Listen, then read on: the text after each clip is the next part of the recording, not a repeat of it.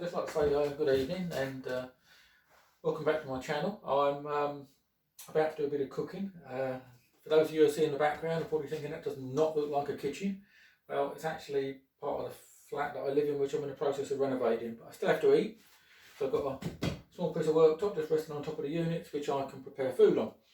And what I'm doing tonight is preparing meatballs, and then in the morning we'll make sauce to go with them. So what we've got in the meatballs basically is some onion, eggs, Dijon mustard, minced beef steak, salt and pepper, and some breadcrumbs, which we'll make from some bread. So I'm going to start the exercise by weighing some bread to give us approximately 75 grams, which is what we're looking for, 75 grams of breadcrumbs. So by my reckoning, 75 grams of bread should give 75 grams of breadcrumbs. 84, that's near enough. I've got slightly more mince than required anyway. So we should be somewhere close to right with that. Don't know what we're going to do with the rest of the bread. Apparently, we can make breadcrumbs using this little mixer. So we're going to break the bread up, pop it in there. Not tried this before, so I don't know how well it's going to work. Pop that in there. Pop the top on, making plenty of mess in the process.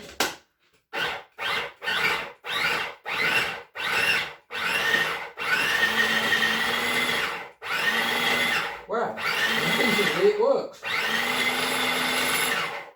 I'm going to do this, take the top off, pour those into the dish and just pick out any bits of bread that remain that I don't want, that are too big. Any bits that are too big, oh ouch. Any bits that are too big we can just pick it out and chuck back in there. The remainder of the bread.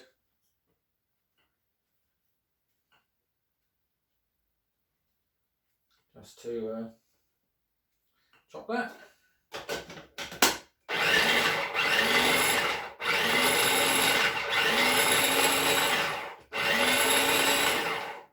That'll do.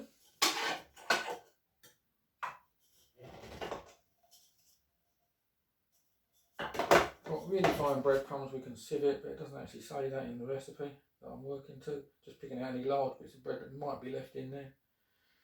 But that's not bad. We've got about 75 grams there, so that's good. Yeah, not too bad, I don't reckon. That's it, that can go in the rubbish. Right, then we've also got chop an onion, so we'll do that now as well.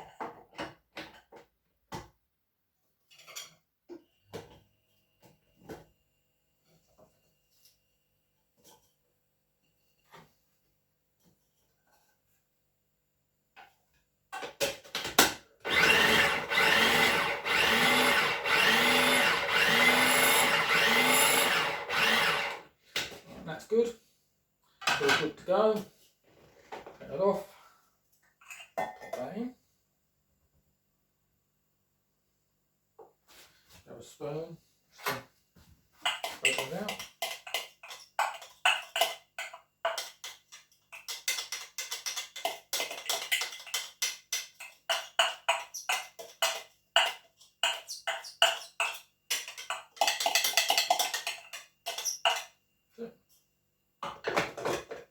Now to that we need to add some salt and pepper.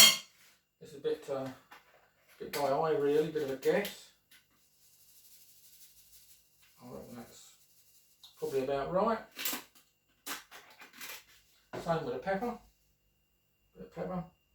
Yeah, it's probably about right. We want half a teaspoon of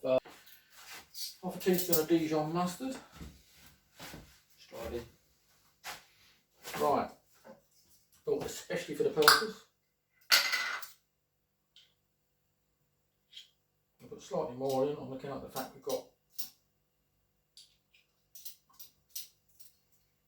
slightly more meat, and of course is the fact that some of it sticks inside the.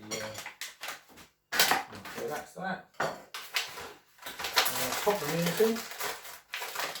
We're mixing it with our hands, and we'll add a couple of meatballs, and we'll stop the recording at that. I'm not going to leave it running so you can watch me make all the meatballs. What I like to do with the mince is to chop it up with a sharp knife just to break it down into smaller pieces because it tends to be quite large. That's been manufactured. Like, I find this easier to use. It's just my method, not specifically mine.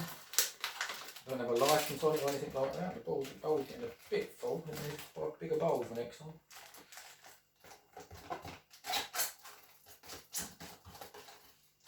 We don't include the paper, and I don't generally recommend eating that. Right, that can go in the bin. So the other thing we require, I think it's going to get a bit messy, is 1 egg. This is where I get messy.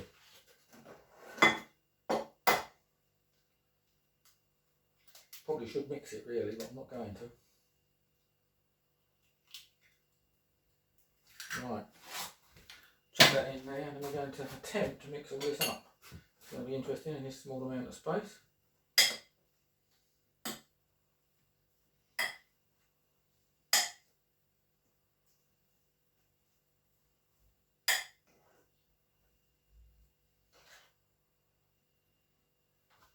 I'm just going to pause you while we do the mixing. Now switch to hand mixing. It's in such a small bowl, it's a bit easier. Probably not the best way of doing it. Please be aware I have washed my hands first before we started this. And I should definitely need to wash them afterwards. Oh, it's Mr. Petish. But yeah, the idea here is just to get it mixed as far mixed as possible, well mixed as possible, which we'll keep doing off camera. And then when it's mixed, I'll show you how I roll it into meatballs. Right, I've now started rolling them into meatballs. It's a bit messy, but hey ho, you know, all part of the fun. I do quite like cooking. Not quite sure exactly how many we're going to finish up with. It does say 16 in the recipe, but I've got a feeling I'm going to finish up with a bit less than that. Got 4 so far. Perhaps I'm making them a bit big. 5, that was a bit smaller. They're not exactly even. Doesn't really matter. The recipe with these will actually be cooked in sauce in the slow cooker. We've got 1, 2, 3, 6 so far. Might get another 10, not sure. 7. That's a bit smaller. I think the first couple were probably a bit big.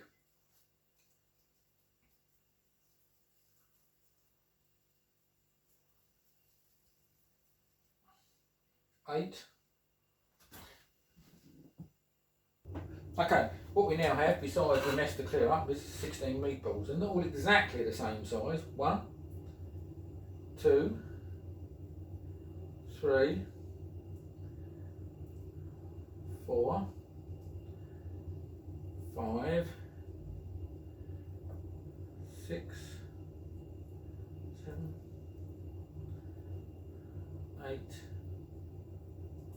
The first ones were a little bit bigger. 9, 10, 11, 12. They're quite a bit bigger actually.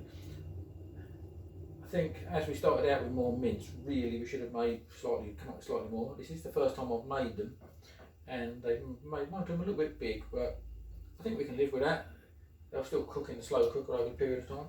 So what we have there really is initially a plate of interesting meatballs. So they're going to go in the fridge overnight, and then in the morning I'll make the sauce before I go to work, and then we will, that's a bit better, see what they're like tomorrow evening, sample them.